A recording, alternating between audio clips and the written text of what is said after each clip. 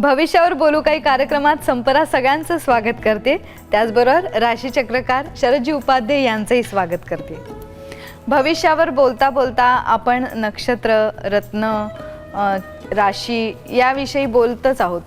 पण जसजशी वेगवेगळी रास येते तसतशा माझ्या तरी डोळ्यासमोर माझे सगळे आजूबाजूचे नातेवाईक उभे राहतात. तसेच तुमच्याही डोळ्यासमोर उभे राहत असतील. आणि आजची जी राशी आपण चर्चेसाठी घेतली त्याच्यासाठी कुठे दूर जायची गरज नाही, स्वतः काकांकडे बघायला हरकत नाही. धनु राशीबद्दल आज आपण चर्चा करतोय आणि शरदजी संपूर्ण त्यांचं आयुष्य त्याचा आढावा घेतील. त्याचबरोबर धनु या राशीची वैशिष्ट्यही सांगतील.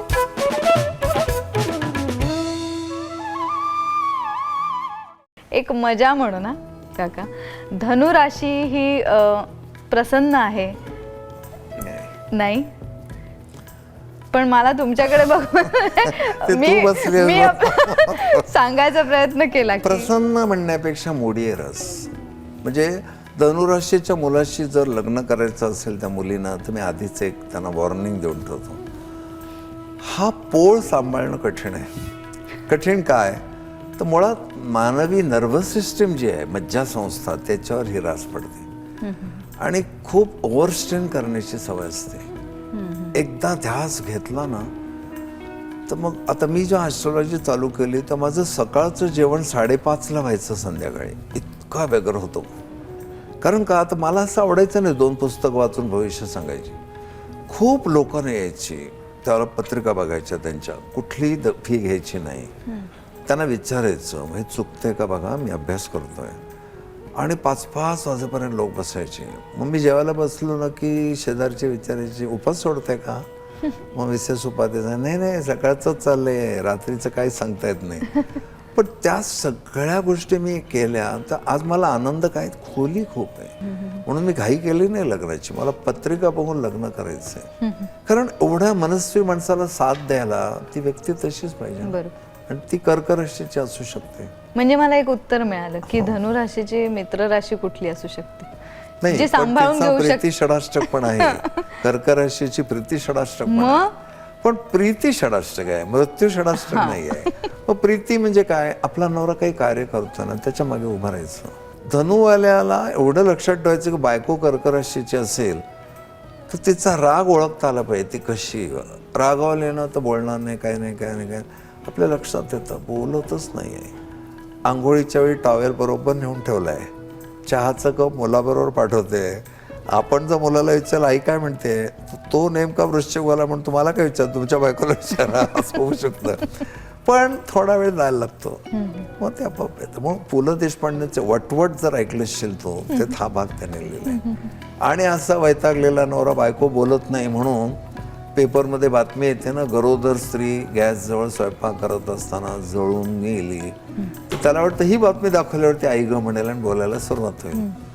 ती अशी सुटली असं पण घडतं.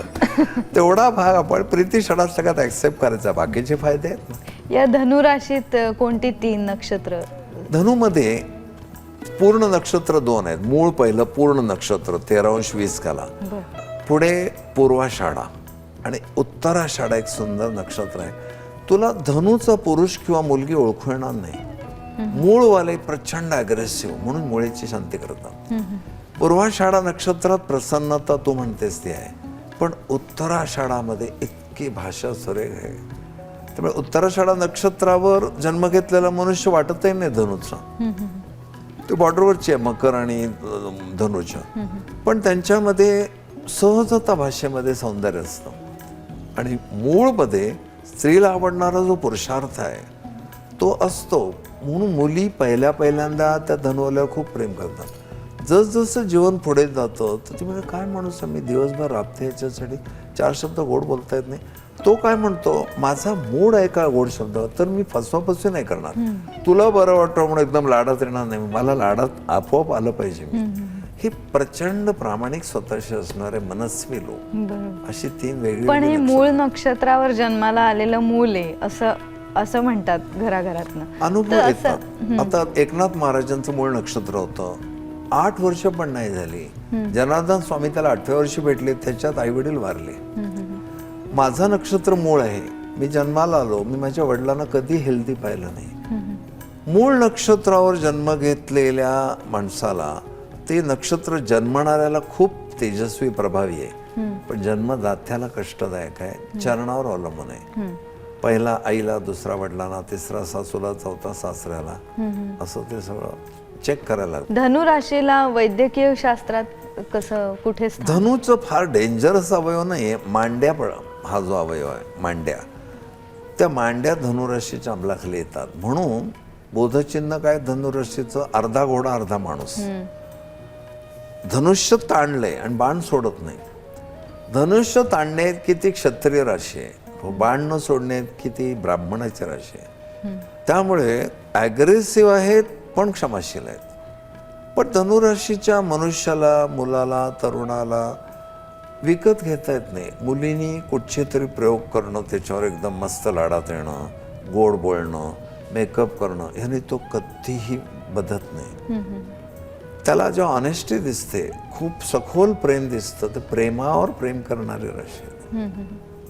केवळ असं बाह्य सौंदर्यावर कधी प्रेम करत नाही, कारण गुरुची राशी आहे. गुरु ज्ञानाचा कारक आहे आणि क्षात्र तेज असल्यामुळे व्यायाम करणाऱ्या लोकांची राशी आहे. स्त्रीला जे दोन गुण खूप आवडतात की खूप छान पर्सनॅलिटी, रॅश फॉर्म जी असेल ती, प्लस नॉलेजेबल माणूस पाहिजे. कारण स्त्री केवळ शक्तीवर प्रेम करते, दारासिंगच्या घरावर लिहायला लागली असती. केवळ ती प्रेम करते बुद्धिवर, स्कॉलर माणसाच्या बाहेर लागली. हा खूप छान पर्सनॅलिटी मेंटेन करून स्कॉलर आहे. या दोन्हीचा अनुभव येतो.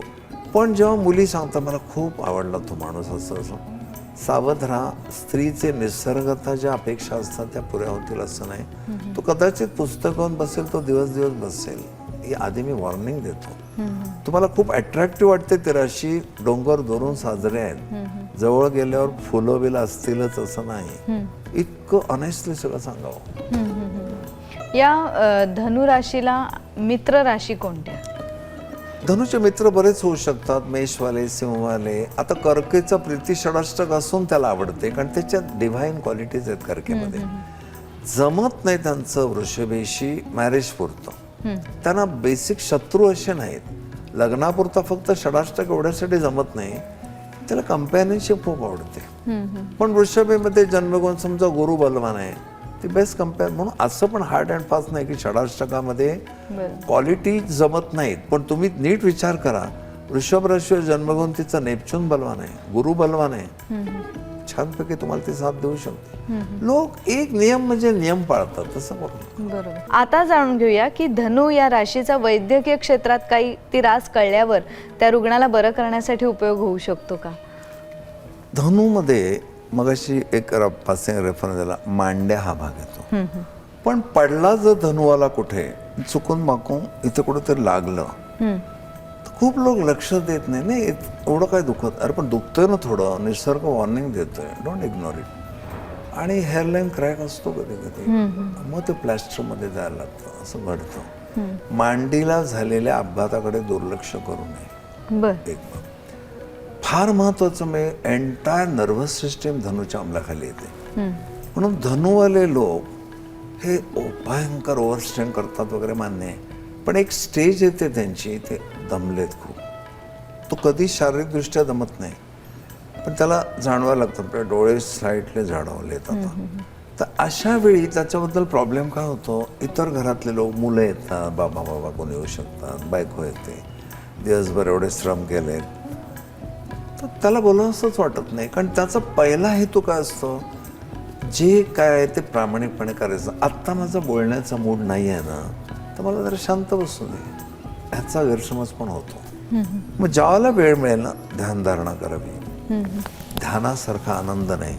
आपल्या इष्टदेवतेचं ध्यान करावं किंवा डोळे मिटून स्वस्थ बसणं, दीर्घ श्वसन करणं, नर्व्हस सिस्टीमची काळजी घ्यावी. तर शारीरिकदृष्ट्या तुम्ही कोलॅप्स व्हाल इतका ओव्हरस्ट्रेन करू नका, एवढीच नर्व्हस सिस्टीमची काळजी.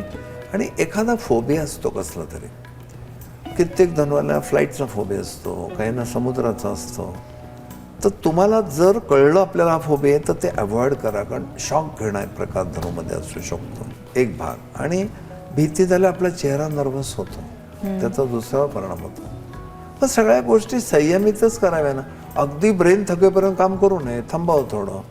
मी आता 2 प्रयोग नाही करत, एक करतो.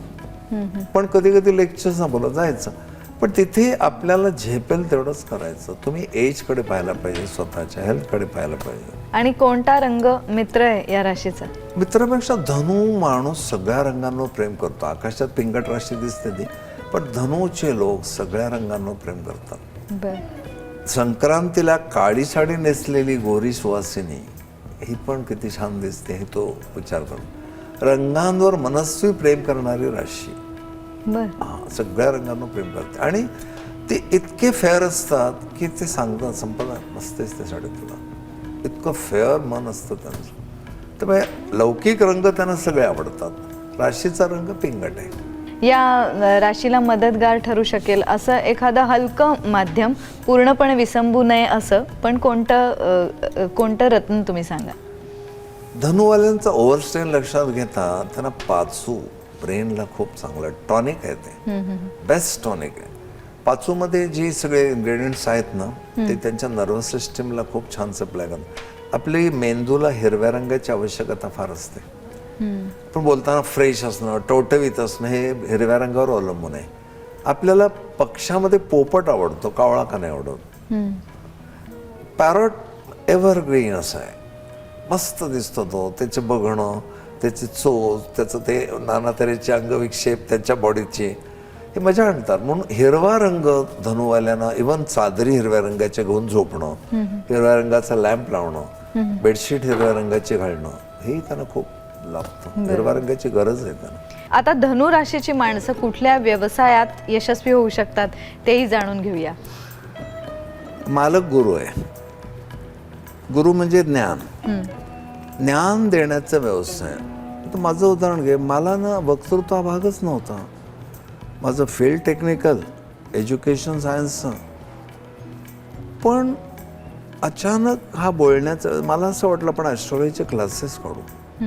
पहिली ॲडमिशन हायकोर्ट जजची गेली होती, आजही मला आठवत आहे.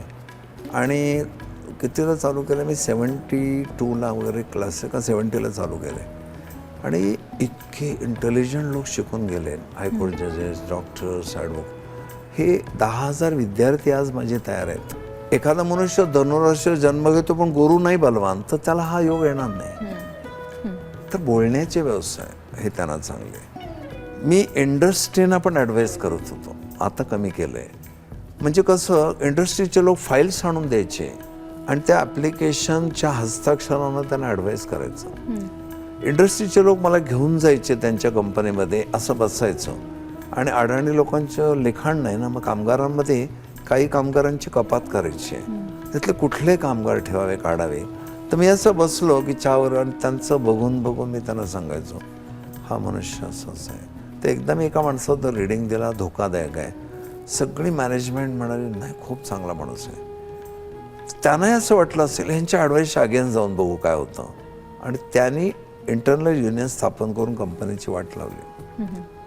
तेव्हा फेस स्टडिंग, हँडरायटिंग हे विषय सांगणं, कन्सल्टेशन करणं, ज्ञान देणं, बोलणं हे धनुचे विषय आहेत.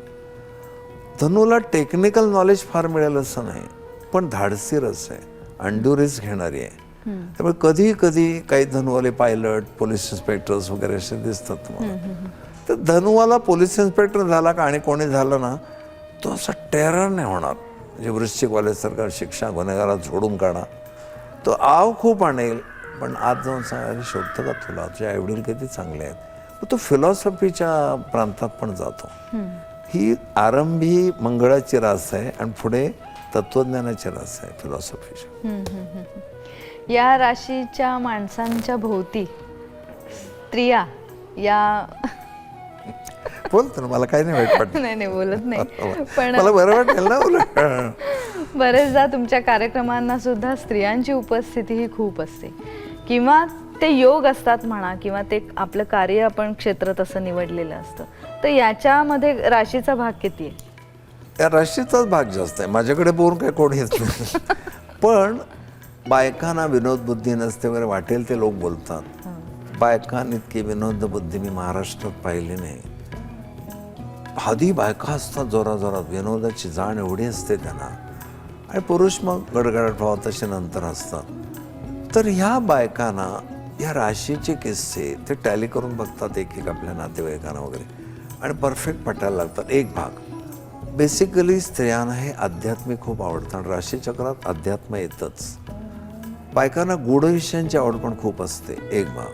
आणि नॉलेज हे राशीचक्रातनं येतच असतं, केवळ विनोद नाहीत त्याच्यामध्ये. मग प्रत्येक राशीचं ते ज्ञान घेणं, ते आध्यात्मिक बैठक आणि इतकं चिंतन करणं वगैरे हा प्रकार बायकांना आवडतो. मी तू बोललीस त्यात एक शब्द आणखी ॲड करेन, एज्युकेटेड बायकांची गर्दी जास्त असते. खेड्यापाड्यातनं सुद्धा मी जातो तर असं डोक्यावर पदर घेतलेल्या बायका अडाणी वगैरे अशा फारशा प्रयोगाला येणार नाहीत, कारण ती जाण तेवढी झेप नसते त्यांची. पण खेड्यातही कलेक्टरच्या बायका, कमिशनरच्या बायका येतात. हा सगळा त्यांना आवडणारा बौद्धिक क्षेत्राचा भाग आहे आणि नॉर्मली असं मिळत नाही. आणि हा विषय स्त्रियांना बेसिकली ॲस्ट्रॉलॉजीची खूप आवड असते. म्हणून बुवा ते बाया नाटक जे आलं ना ते ह्या कारणासाठी आलं की त्या माणसाच्या आहारी जाणं हा एक प्रकार होतो, पण आपल्याकडे काय तर आम्ही त्याला सावध करतो. ह्या मानवी गुरूंनी किती लोकांचं नुकसान केलं हे किस्से पण मी जेव्हा सांगतो आणि त्यात बायकांना सांगतो ते तुमचे दोष आहेत, तुम्ही येईल जाईल त्याचे पाय धरता, हा असा प्रॉब्लेम होतो. खूप आवडतं बायकांना, परखड बोलतायत. आणि त्यातनं एक स्वभाव मी असं पाहिलं आहे, एखाद्या स्त्रीला सुद्धा आपल्या नवऱ्याचा परखडपणा फार आवडतो. मस्काबाजी करण्यापेक्षा जर स्पष्ट काय सांगितलं तर खूप आवडतं. नवरा रागावले की बायकांच्या चेहऱ्यावर स्मितहास्य येतं, हा नेहमीचा अनुभव. आता आलं तुझ्या, म्हणजे कुठेतरी टॅली केलंच तू. इंटेलिजन्स हा भाग आहे सगळा, म्हणून हुशार बुद्धिमान बायका प्रयोगाला गर्दी करतात. आणि आता मला सांगा, मूळ नक्षत्राचा तुम्ही उल्लेख केला, तर त्याची नंतर पुन्हा शांती वगैरे करून काय फायदा होऊ शकतो? मूळ नक्षत्राची शांतीमध्ये जे शांतिकर्म वैदिक मंत्र आहेत ते त्याचे दोष नाहीसे करतात. तू बघितलं असतील, शांती करताना गाय आणतात आणि त्या गायीच्या खालून त्या मुलाला काढून त्याचा पुन्हा जन्म झाला असं काढतात. आणि ते एक वेळ असते नक्षत्राची, त्यावेळेची त्याची कुंडली बदलते. मग मूळ नक्षत्रावर जन्म घेतल्यामुळे जे दाहक परिणाम त्याच्या नातेवाईकांना, त्याला स्वतःला पण होऊ शकतात, ते त्या मंत्राच्या सगळ्या उच्चारांनी त्याची तीव्रता कमी होते. म्हणून शांतिकर्म हे करायलाच पाहिजे. पण आपल्याकडे एक अशी आर्टिस्ट आहे, प्रचंड वजन आहे, वजनदार. ती म्हणाली माझी शांतीच राहिली आहे करायची. म्हटलं आता तुझ्या मापाची गाय आणू कुठून, त्याच्यातनं तुला खाल्लं, आता काय करू नको, श्री गुरुदेव दत्त, आपोआप शांत होऊ शकत. धनुराशीबद्दल जाणून पण मजा आली, कारण अशा व्यक्ती आपण समाजात वावरताना पाहतो, पण एक्झॅक्टली त्यातली कोणती खूबी आपल्याला अट्रॅक्ट करते किंवा कोणत्या खूबीमुळे त्या व्यक्तीला यश मिळतंय याच्याबद्दल जाणून घ्यायला पण मजा येते आणि तसंच प्रेक्षकांनाही आली असेल.